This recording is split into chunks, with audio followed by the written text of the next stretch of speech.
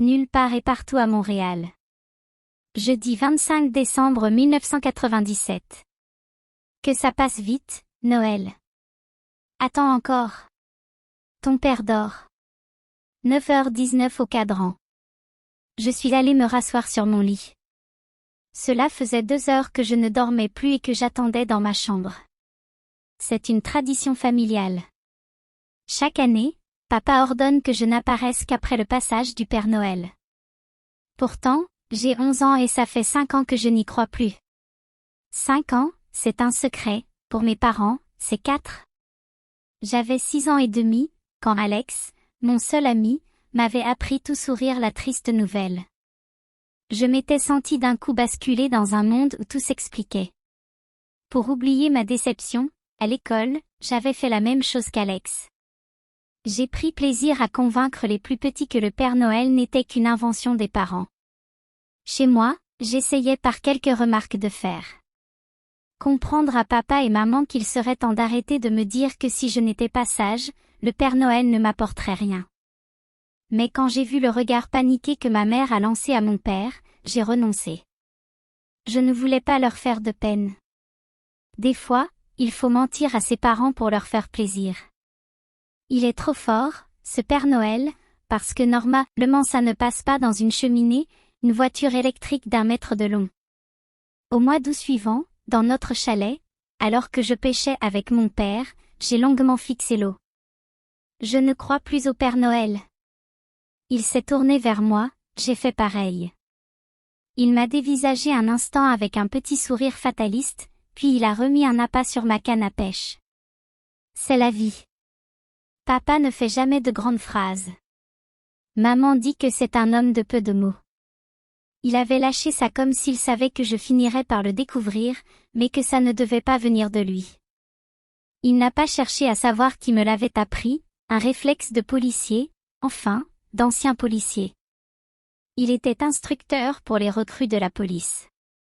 Le médecin, qui en avait vu passer des courageux, lui avait diagnostiqué un léger burn-out. Oh là là! Je ne comprends pas ce qui te stresse à mettre des tickets aux bourgeoises de la rue Laurier. Et puis, ne te culpabilise pas, c'est leur mari qui paie.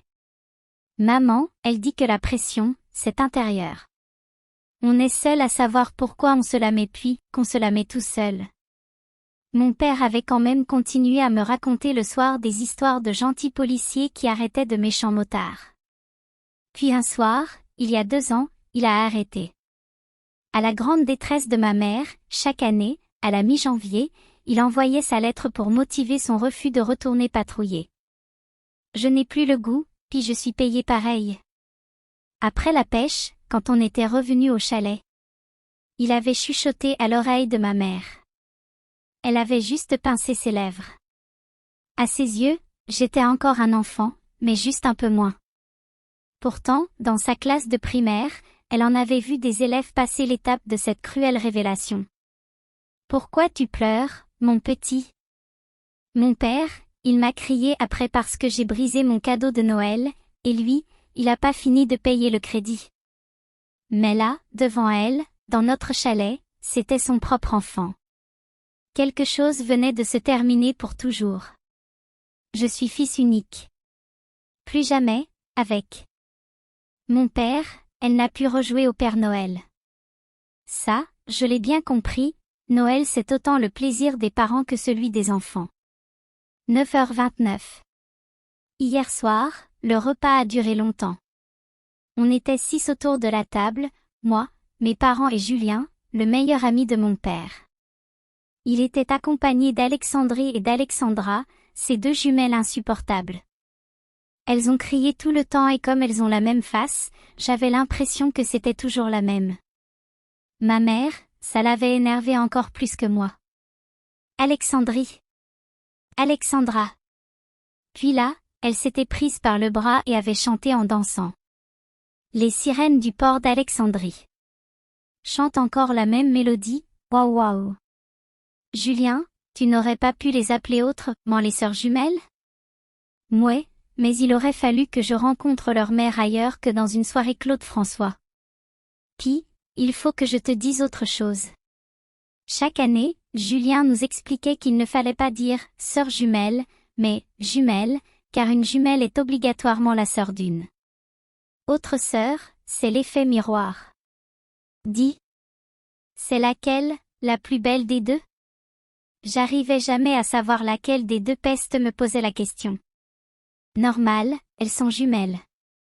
Exact, donc parfaitement identiques, l'une ou l'autre, c'est du pareil au même. La seule bonne nouvelle, c'est que Julien est divorcé. Je n'ai jamais trompé ma femme, je me suis juste trompé de femme. Ainsi, Alexandrie et Alexandra ne chantaient la même mélodie qu'une année sur deux. Je n'ai jamais compris pourquoi il ne s'était pas partagé les jumelles avec son ex-femme. Comme ils ont deux fois la même, ils auraient pu en prendre chacun une. Mais il paraît que les jumeaux ne peuvent pas vivre l'un sans l'autre. C'est comme les parents, enfin les miens. Je ne devrais pas le savoir, mais les jumelles auraient pu être mes sœurs. Julien était le fiancé de ma mère quand ils étaient tous les deux étudiants en éducation. Puis il a fait la bêtise de lui présenter mon père au sommet de sa forme, uniforme mou, dans les abdos, épaules plus larges que le ventre. Il venait d'entrer dans la police. Un coup de foudre, elle a dit. Papa a dit pareil. Julien, lui, il a tenté de joindre l'utile au désagréable. Salut Anne, salut Martin. Je ne vais pas vous déranger plus longtemps. Ne bougez pas, j'éteins la lumière. Quand les jumelles se sont finalement effondrées sur le divan du salon, ma mère est venue m'embrasser. Il est l'heure de se coucher. Mais maman, c'est Noël. Plus vite tu te couches, plus vite tu auras tes cadeaux demain. En marchant vers ma chambre, j'ai vu mon père et Julien ouvrir une autre bouteille. Ma mère n'était plus là. Ils avaient l'air sérieux puisque, lorsque je suis passée en les saluant de la main, aucun n'a souri. Ils avaient même l'air tristes en me regardant. Ils ont dû boire une autre bouteille après puisque, lorsque je me suis réveillée dans la nuit pour aller faire pipi, ils chuchotaient toujours dans le salon. Les femmes tombent en amour parce qu'elles te trouvent différent. Ensuite, elles font tout pour que tu deviennes pareil. 9h39. Toc. Toc. Toc. Ma mère a ouvert la porte de ma chambre. Elle a passé la tête sans sourire. Ton père est réveillé. Je n'ai pas sauté du lit comme je le fais tous les matins de Noël. Dans la voix de ma mère, il y avait de la tristesse. Sur le moment, je n'ai pas remarqué qu'elle avait dit « ton père » au lieu de « papa ». C'est juste sa tristesse qui m'a frappée. En sortant de ma chambre, j'ai vu dans la cuisine que mon père et Julien n'avaient pas bu une bouteille de plus, mais deux. Dans le salon, papa m'attendait, affalé dans son fauteuil face à la télévision qui n'était pas allumée, le grand break du matin de Noël. Il m'a difficilement souri en se frottant la tête. Je me suis demandé s'il n'y avait pas d'autres bouteilles vides cachées sur le balcon. Noël, c'est une fois par an, mais on n'oublie jamais nos petites habitudes. Ça m'a étonné que mes parents ne soient pas ensemble. Ma mère n'était pas assise sur l'accoudoir du fauteuil réservé à mon père, mais sur le divan plus loin. Il faisait deux. On a beau avoir 11 ans, c'est toujours le plus gros cadeau qu'on ouvre en premier sous le sapin. J'ai tout de suite compris que c'était une idée de maman, cette boîte de chimie. Elle m'a toujours acheté des jouets éducatifs. Pour elle, un cadeau, ça doit être utile. J'ai 1 an d'avance à l'école puis, qu'elle m'a appris à lire à l'âge de 4 ans. J'étais la vedette de la garderie. Aujourd'hui, je suis le boulet qui fait une tête de moins que les autres. Il me restait à ouvrir 3 cadeaux de taille presque identique. Dans ce cas-là, c'est toujours le plus lourd qu'on ouvre. Mon père m'a fixé, soudain trop complice. Ça, c'est la petite surprise à papa. J'ai fait semblant de ne pas voir le regard noir que venait de lui jeter maman. J'ai déchiré le papier cadeau et mes yeux se sont grands ouverts. J'en revenais pas. Un caméscope. Je me suis tournée vers mon père. J'ai juste murmuré. Waouh! PA. Il s'est calé dans son fauteuil, satisfait. Ma mère a serré ses mâchoires. Je ne pouvais pas la laisser triste. Merci, Maman aussi. Merci, vous deux. Merci, Père Noël. Elle a souri, forcé. Le caméscope, ce n'était vraiment pas son idée. J'ai rapidement ouvert les deux autres cadeaux, une boîte de Lego, une autre idée de ma mère pour développer ma motricité fine. J'ai tellement été développée de ce côté-là que je suis capable de démonter une montre avec des gants de hockey. Le dernier paquet, c'était un radio-réveil en forme de ballon de football. Ça, c'était Julien à qui j'avais dit l'année dernière que j'étais tannée des cadeaux ayant rapport au baseball. Pourtant, elle te va bien cette robe de chambre des Yankees. Je pense qu'il aurait voulu avoir un garçon. Je ne dis pas deux, mais au moins un sur les deux. Acheter des poupées Barbie, toujours en double, cela doit frustrer le meilleur des pères. Alors, c'est sur moi qu'il se défoulait. Un réveil, c'est déjà plus pratique qu'une robe de chambre. N'oublie jamais que ce n'est pas le cadeau qui compte, mais le geste. J'ai bien vu que ma mère ne s'adressait pas vraiment à moi, mais à mon père. Je suis revenue à la boîte du caméscope. Je me suis assis par terre en leur tournant le dos. Je sentais qu'ils n'étaient pas d'accord, mais avec un si beau jouet dans les mains, cela n'était plus mon problème. J'ai sorti la notice technique. Mes parents chuchotaient. En faisant semblant de lire, j'ai tout entendu. J'ai fait exprès. Je ne savais pas que ma mère était capable de sacrer. Ciboire. Une caméra à 1000 piastres. Tu ne vas pas commencer à jouer ce jeu-là. Il en veut une depuis longtemps et tu as vu le bulletin qu'il nous a ramené? Il a toujours de bons bulletins. Ce n'est pas toi qui dis qu'il faut l'encourager? Si tu lui achètes une caméra à 11 ans, tu vas l'encourager comment, à 16? Une voiture? Ma mère s'est levée et a quitté la pièce. De les entendre se disputer parce que mon cadeau était trop cher m'a fait regretter de ne plus croire au Père Noël. Surtout que cette année, j'avais déjà assisté à beaucoup trop de disputes. Elle débutait presque toujours par la même phrase. Tu n'as pas l'impression de perdre ton temps dans la vie, à rester planté devant ta télé? Je me suis tournée vers mon père. Il a souri difficilement. Puis il s'est levé lentement. Non, très lentement. Oh! Ma tête! Il a marché jusqu'à la salle de bain. Il a voulu ouvrir la porte. Elle était barrée. Toc! Toc! Toc! Occupé. Mon père a mis ses mains sur ses oreilles tellement ma mère avait crié fort. Il est revenu et a glissé dans son fauteuil pour l'épouser de tout son corps. Comme un robot, il a attrapé la télécommande. Clic. Et le blablabla a commencé à la télévision. Au canal des nouvelles, il était 9h59. Que ça passe vite, Noël. Dimanche 4 janvier 1998. C'est des enfants. Seules 3 petites ampoules d'une toute petite guirlande clignotaient sur le tout petit sapin INS, talé sur une table basse, à côté de 2 verres vides et d'une bouteille de vin qui avait rendu l'âme. Sur le divan, 2 chats enroulés l'un dans l'autre dorment, mais sur une chemise jaune en boule dont les boutons du bas étaient encore attachés. Au sol, un pantalon d'homme en tire-bouchon, à l'évidence enlevé d'urgence. Sur le dossier du divan, une robe rouge, courte, pliée avec soin. Plus loin, la porte de la chambre à coucher était entr'ouverte. Dans le lit défait, on pouvait apercevoir 2 corps en plein sommeil. Au radio-réveil de la chambre, il était 14 heures. PSST. PSST. Allez, viens. Dans la cuisine, face à un petit vasistas aménagé au bas de la porte donnant sur le balcon, un chaton noir hésitait. 25. Minou. Minou. Minou. La petite bête a fait un pas en avant et s'est penchée pour passer la tête dans le vasistas. Une main provenant de l'extérieur du balcon du rez-de-chaussée l'invitait à s'approcher en faisant rouler de droite à gauche, dans la neige, une petite balle rouge. Elle est pour qui, la balle? Le chaton a semblé se demander si elle ne pourrait pas l'être pour lui. Il s'est tapi un moment. Réflexion faite, elle était bien pour lui. Il a sauté d'un coup vers la balle.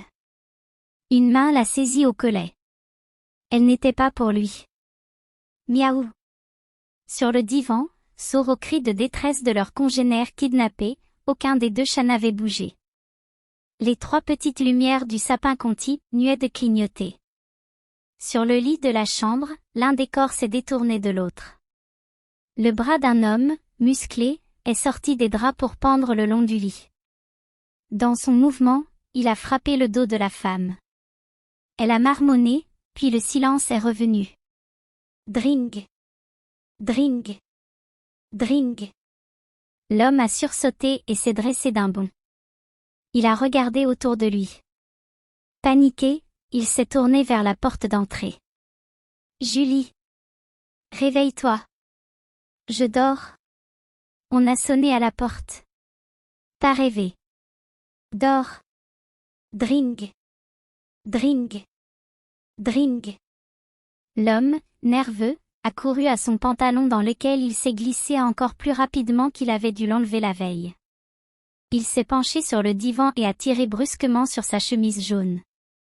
Les 2 chats ont volé un instant dans les airs et sont retombés sur leurs pattes. L'homme a enfilé sa chemise pour aller secouer Julie. Qui peut savoir que je suis là? Julie a relevé la tête, à peine surprise. Personne, à part moi, les chats et toi. L'homme, après l'avoir dévisagé, s'est tourné. Inquiet, vers les 2 chats qui ronronnaient d'innocence. Un homme, après l'amour, est souvent bien plus idiot qu'il ne l'était avant. Julie a repoussé le drap et s'est levée. Son corps était absolument parfait. Elle s'est rendue à la salle de bain sans un regard pour celui qui remettait sa chemise dans son pantalon. T'es marié, hein? L'homme a fait mine de ne pas avoir entendu pour mieux se consacrer à fermer sa braguette. Julie, vêtue d'une courte robe de chambre rouge, imitation soie, a réapparu. Mon Luc? C'est ça, t'es bien Luc? T'es quand même pas mal bon. Hier soir, t'étais célibataire, puis rien qu'en baisant avec moi, t'arrives à être marié le matin. Julie, fataliste, a replacé les pans de sa robe de chambre afin de couvrir sa poitrine. D'un œil vite fait, elle a serré la fine ceinture autour de sa taille pour mieux refermer le léger vêtement. Dring. Dring. Dring. Est-ce qu'elle a un permis de port d'armes, ta femme? Une nouvelle fois, l'abruti a semblé réfléchir. Dans le couloir, Julie est montée sur une paire de chaussons à talons hauts. Soudain plus grande, elle semblait encore plus fine, encore plus belle, encore plus parfaite. De sa démarche émanait l'habitude de marcher si haut perché. Ses fesses ondulaient sous la toile fine. L'homme, inquiet, s'est caché derrière ce qu'il a trouvé, un porte-manteau. Il a suivi des yeux la belle, qu'il avait aimée un soir, se diriger vers l'entrée, mais ses fesses, il ne les regardait plus. Arrivée à la porte, Julie s'est plantée sur ses 2 jambes.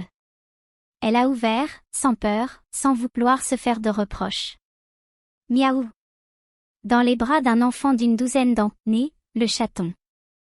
Juchée sur ses talons, Julie semblait démesurément grande, la tête de l'enfant n'atteignait que ses seins. Voyant son chat dans les bras du jeune voisin, Julie s'est penchée en avant. Sa fine robe de chambre s'est alors légèrement entr'ouverte. Brutus. Qu'est-ce que tu fais encore dehors? L'enfant a, de suite, rivé ses yeux sur la poitrine à demi découverte de Julie. Il s'est encore échappé. Ça fait 3 fois cette semaine. Julie, avec ce regard entendu des femmes qui connaissent les hommes qui regardent les femmes, a vite compris le petit jeu de son sauveur providentiel. Elle s'est penchée encore et a tendu les bras pour attraper le petit chat. La robe de chambre s'est ouverte encore un peu plus. L'enfant ne bougeait plus. Un sein de Julie apparaissait maintenant presque au complet. Il va prendre froid. L'enfant, subjugué par ce téton qui durcissait, ne bougeait pas. Alex, je parle du chat. C'est bien Alex, toi? Oui, Julie. Elle s'est penchée plus bas pour saisir Brutus. Alex ne semblait plus vouloir lâcher le chaton. Arrêt face à cette paire de seins qui flottait à l'air, presque à toucher son visage. Alex? Y a pas que le chat qui va finir par être malade. Miaou.